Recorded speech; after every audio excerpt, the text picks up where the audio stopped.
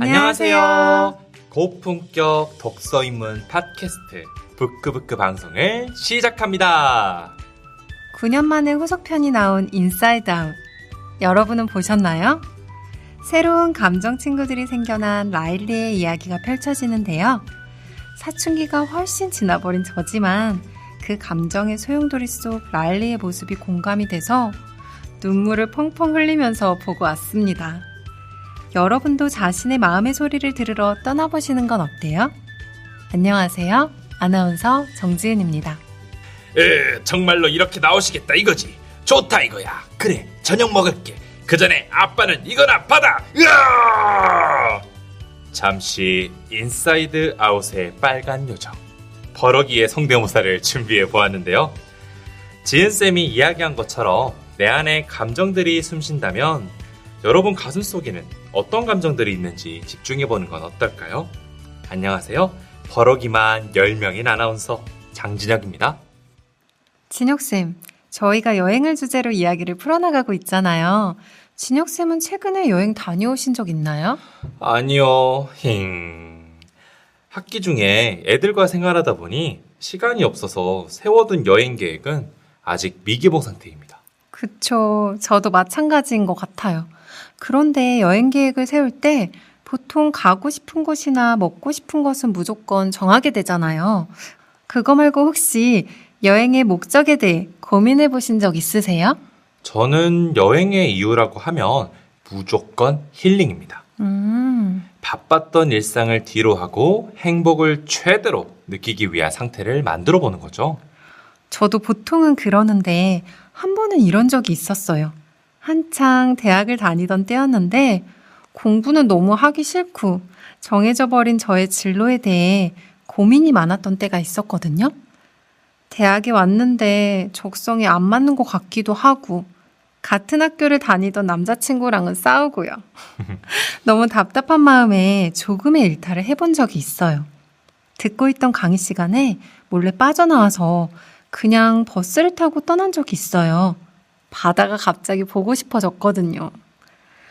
마음을 시원하게 뻥 뚫어줄 그런 바다요. 한참을 바다를 바라보고 나서 해가 질 만큼 주변은 어두워지고 다시 버스에 오르는데 제가 그날 한 일이라고 온 바다를 바라본 것밖에 없잖아요. 그런데 참 후련하더라고요. 어떤 이유인지는 모르겠지만 그 여행이 저는 아직도 기억이 남아요. 혼자 바다를 보러 무작정 떠났던 그때요. 여행이 즐겁고 신나는 이유는 일탈이라고 해요. 매 순간 떠도는 사람은 여행을 자신의 일처럼 생각하겠지만 아주 가끔 그리고 아련하게 떠오를 즈음에 떠나는 것이 여행을 여행답게 만들어주는 것 같습니다. 그러니까 저 여행 꼭 가야겠네요. 그죠? 그럼요. 자, 오늘도 부끄부끄를 통해 답답한 일상을 벗어날 일탈을 꿈꾸며 다 같이 책 속으로 떠나볼까요? 출발! 우리 부끄부끄는 함께 읽는 독서 문화를 만들기 위해 전라남도 교육청에서 제작, 지원하는 인터넷 팟캐스트입니다.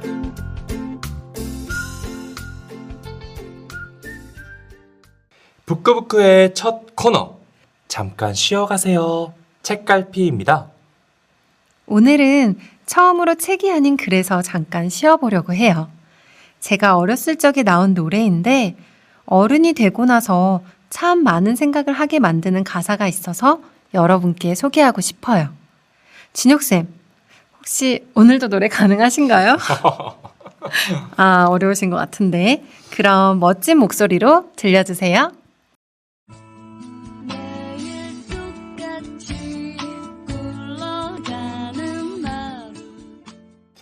매일 똑같이 굴러가는 이거 아니잖아요. 이거 아니에요? 다시 하겠습니다. 매일 똑같이 굴러가는 맞네. 하루 지루해 난 아픔이 나해 뭐 화끈한 일 하고 뭐 신나는 일 없을까? 와와와와와와 할 일이 쌓였을 때 훌쩍 여행을 아파트 옥상에서 번지 점프를 이거는 의미 맞아요. 이거 맞아요.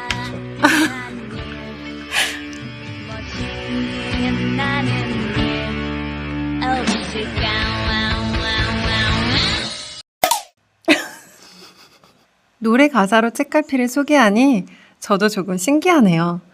이 노래는 1997년 발매된 일탈입니다. 자우림 보컬리스트인 김유나 씨가 작사, 작곡한 노래로 가사가 파격적이라서 한동안 방송에 나오지 못했다고 해요.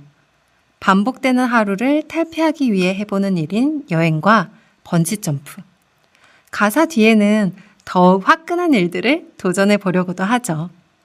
여행이 신나고 행복한 이유는 역시 벗어남, 자유로움 때문인가 봅니다. 인생에 행복을 주는 것에는 참 다양한 것들이 있습니다. 걷기, 말하기, 놀기, 먹기. 이런 것들이 우리에게 행복을 가져다 준다고 하는데요. 여행은 어떤가요? 걷기, 말하기, 놀기, 먹기. 모두가 합쳐져 있는 것 같지 않나요? 그래서 여행은 행복 종합 선물 세트라고 합니다. 또 하나, 여행이 우리에게 행복함을 주는 이유는 가치를 소유하기 때문이라고 해요. 돈과 시간을 소비해 눈에 보이는 물건을 소유하는 것이 아닌 눈에 보이지 않는 삶의 의미를, 이야기를, 가치를 소유하게 해주기 때문이죠. 우정, 독립, 사고. 진정한 행복은 세 가지 길에서 찾아온대요. 일상에서 잠시 벗어나 새로운 관계를 탐색하고 자유를 경험하고 스스로에 대해 질문하고 고민하는 것. 오늘은 소소하지만 작은 축복을 경험해 보셨으면 합니다. 이상 벗어남의 기쁨을 느끼게 해주는 오늘의 책갈피였습니다. 그럼 다음 코너, 당신의 소개의 듀오로 탈출해 볼까요?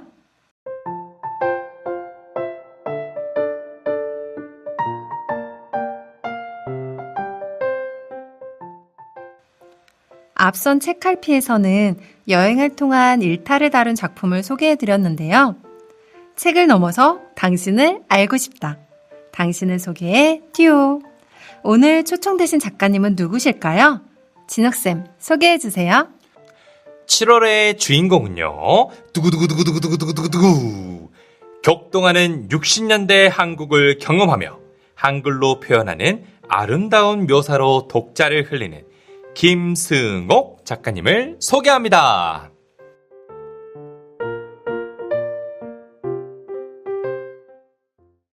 당신의 소개의 듀오. 세 번째 주인공, 감각적인 문체, 언어의 마술사, 작가 김승옥. 작가님을 수식하는 키워드를 함께 살펴볼까요? 안개, 한글의 아름다움, 전설의 60악번. 키워드 3개가 전혀 관련이 없어 보이는 작가님이시죠. 김승옥 작가님은 41년 일본 오사카에서 태어나 해방 이후 순천에서 성장하셨다고 해요. 작가님이 20살이 되던 해 1960년 4.19 혁명이 일어나게 되는데요. 작가님은 성인이 되던 해부터 한국 근대사를 겪게 되는 인물로 살아가게 됩니다. 그럼 김승옥 작가님은 여행과 어떻게 연결되었을까요? 작가님의 대표작이 바로 무진기행입니다. 무진기행은 작가님이 23살에 발표한 단편소설로 작가님의 색채가 잘 드러나 있습니다. 주인공 윤이 3일간 고향 무진에서 겪은 일을 읽다 보면 거대 문명사회로부터 소외되고 꿈과 생명력을 상실한 현대인의 삶을 느껴볼 수 있습니다. 그렇다면 무진은 도대체 어디 있는 걸까요? 어렸을 적에 제가 살던 곳에 실제 무진중학교가 있어서 그곳에 살고 있다고 생각도 했었지만 책 속 무진은 가상의 공간입니다. 작가님의 어린 시절의 순천을 안개나루 무진이라는 새로운 공간으로 창조했는데요. 안개 속에 숨어있는 무진을 찾아 한번 다녀와 보고 싶네요. 안개와 바다로 나타나는 일상에서 벗어난 비일상이자 일탈의 공간인 무진. 거기서 주인공 유는 어떤 일을 회상하고 겪게 될까요? 그럼 작품 속 한 구절을 살펴보겠습니다.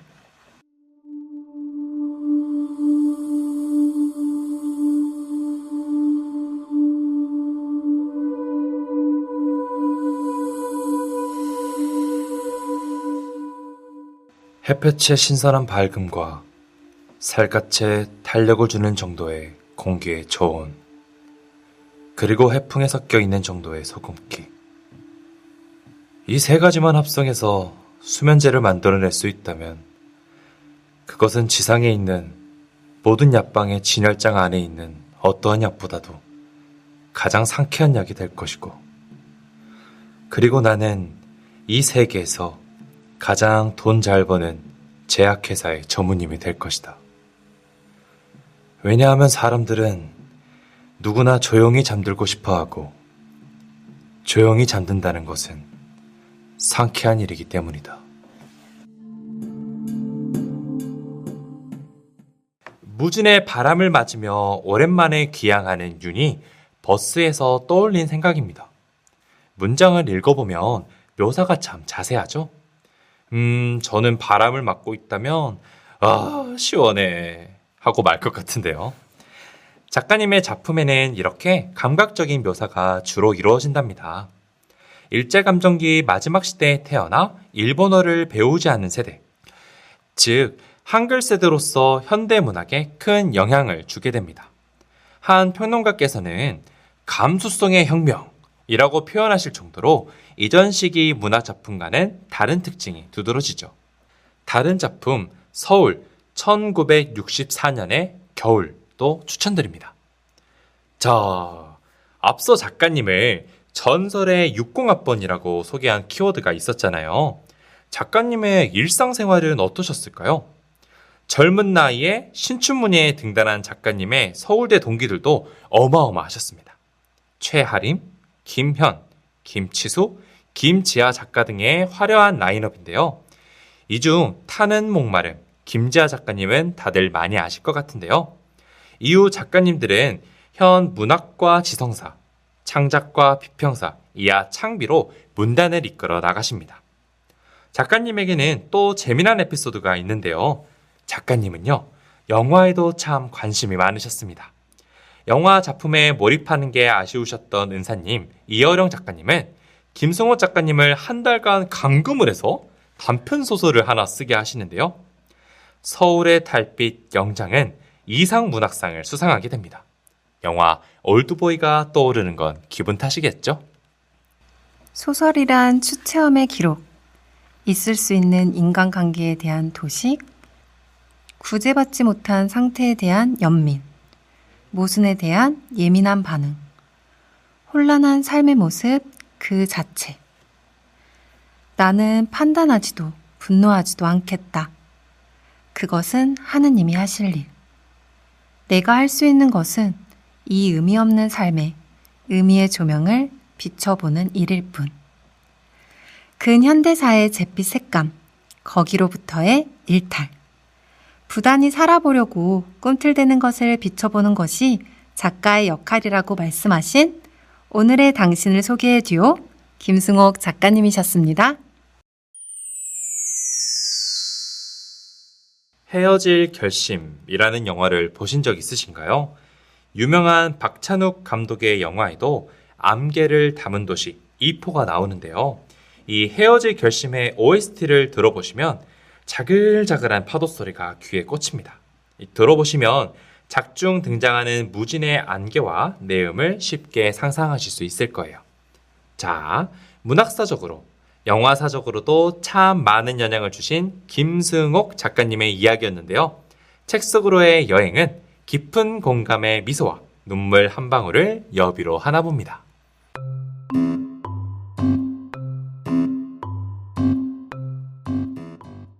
여러분의 독서 생활을 풍부하게 해줄 함께 부크입니다.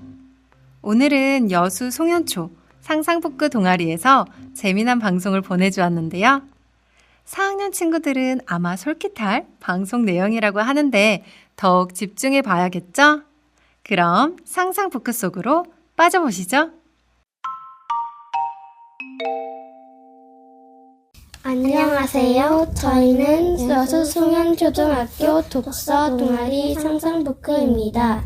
저는 모든 사람들을 행복하게 해주라고 지어주신 4학년 정수원입니다. 저는 여수송현초등학교에 다니는 4학년 허나린입니다. 저희가 소개할 책은 초록고양이입니다.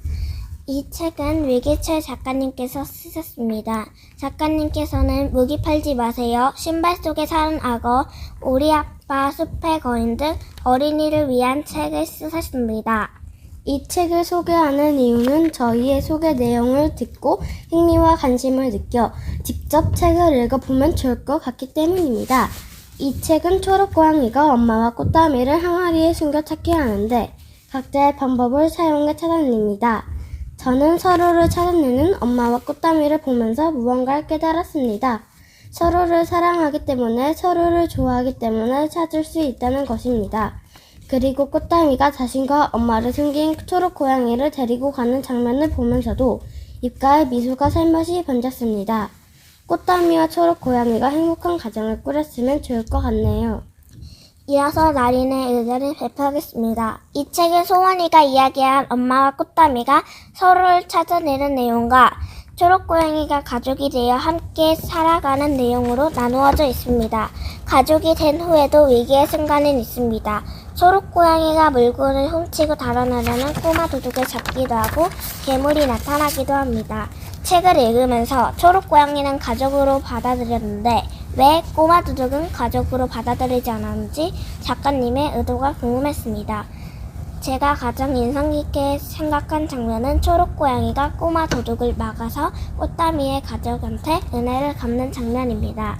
저희가 소개한 초록고양이는 초등학생, 특히 4학년 학생들에게 추천합니다. 국어 교과서에서 간추려 나온 내용을 더 이어 끝까지 읽으면 좋을 것 같습니다. 이상으로 상상부크의 책 소개를 마치겠습니다. 들어주셔서 감사합니다. 초록고양이라니요. 책 설명만 듣다 보니 말썽꾸러기 둘리가 떠오르는 것 같네요. 한편으로는 초록고양이와 꽃더미 가족은 어떻게 되었을까 참 궁금해집니다. 상상부크 동아리 친구들은 교과서에 짧게 수록된 책을 완독할 수 있도록 방송을 기획했다고 하는데 우리 부크부크 청취자 여러분들도 상상부크 친구들처럼 뒷부분을 직접 찾아 읽어보는 경험을 해보면 어떨까 싶습니다. 우리 함께 부크, 우리 함께의 부크는 언제든지 열려 있으니까 많이 참여해주세요.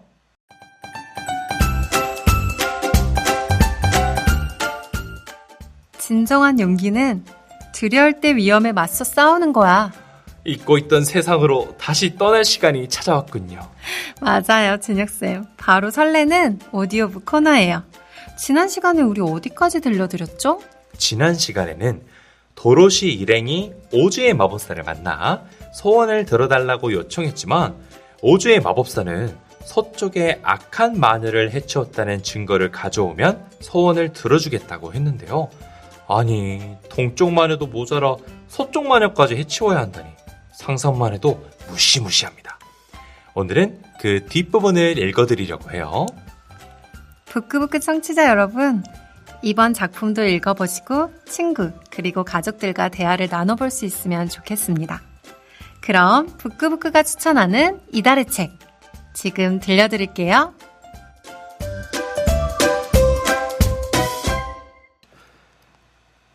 대마법사 오주의 시험으로 도로시 일행은 서쪽 윙키의 나라로 떠나게 됩니다. 나쁜 마녀는 자신의 영역에 들어온 일행을 해치려고 늑대와 까마귀와 벌떼를 차례로 보내지만 모두의 지혜로 살아남을 수 있었죠.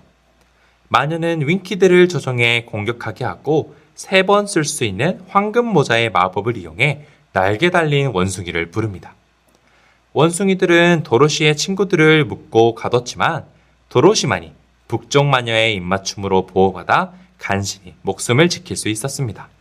마녀는 도로시의 구두를 빼앗기 위해 곁에 두고 부엉이를 마구 시키는데요. 마녀가 구두를 빼앗자 화가 난 도로시가 양동이에 물을 끼얹자 웬걸 마녀가 녹아 사라져버렸습니다. 어찌저찌 자유롭게 된 도로시는 다시 친구들을 구하고 에메랄드시로 돌아오게 됩니다.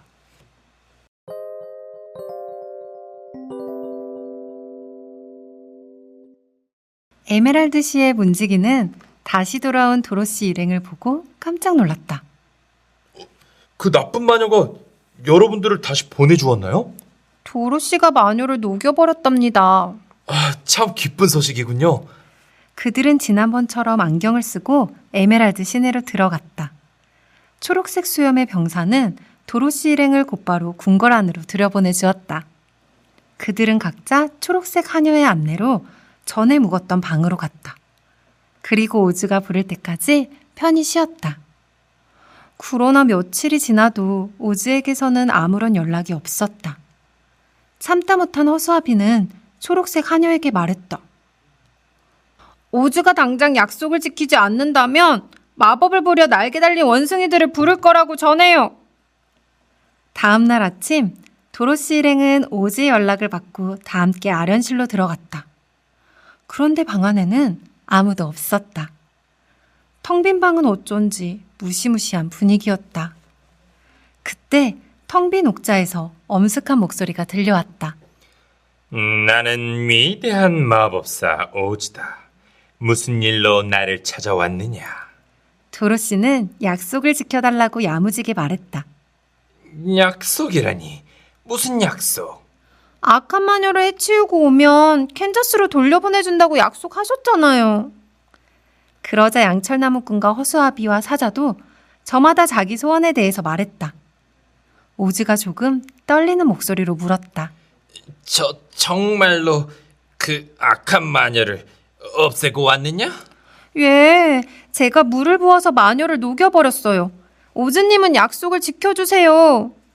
그때 뒷걸음질을 치던 토토가 한쪽에 세워놓은 병풍을 넘어뜨리고 말았다. 그런데 쾅 소리를 내며 쓰러진 병풍 뒤에 뜻밖에도 키가 작은 한 노인이 서 있었다. 대머리에 주름살 투성이인 노인은 놀라서 눈을 크게 뜨고 있었다. 노인은 떨리는 소리로 다급하게 외쳤다. 나는 위대한 오즈다. 도로시 일행은 그 노인이 오즈라는 말을 믿을 수 없다고 아우성을 쳤다.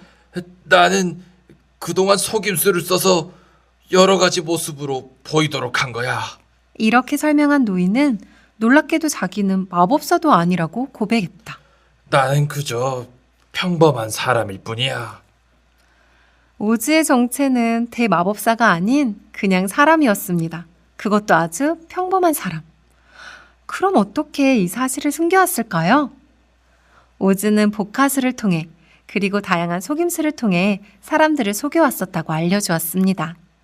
서커스를 하던 오즈는 공연을 하던 어느 날 도로시처럼 우연치 않게 이 땅에 날아오게 되었고 하늘을 나는 모습을 본 사람들은 당연히 위대한 마법사인 줄 알았던 것입니다. 거짓 마법사라도 약속은 지켜야 하는 것. 오즈는 도로시와 친구들의 소원을 들어주기 위해 고민하게 되는데 도로시가 물었다. 저는 어떻게 캔자스로 돌아가죠? 그 문제는 좀 더 생각을 해보자. 그동안 이 궁궐에서 지내도록 하렴. 도로시와 친구들은 오즈의 정체를 폭로하지 않겠다고 약속하고 각자의 방으로 돌아왔다.